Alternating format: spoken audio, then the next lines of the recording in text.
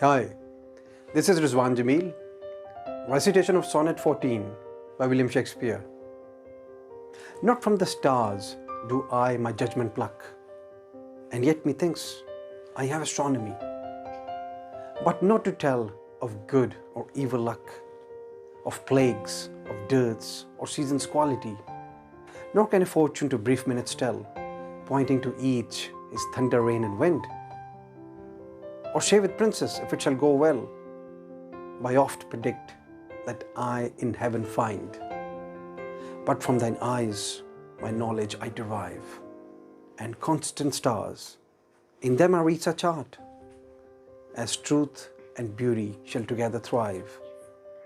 If from thyself to store thou wouldst convert, or else of thee this I prognosticate.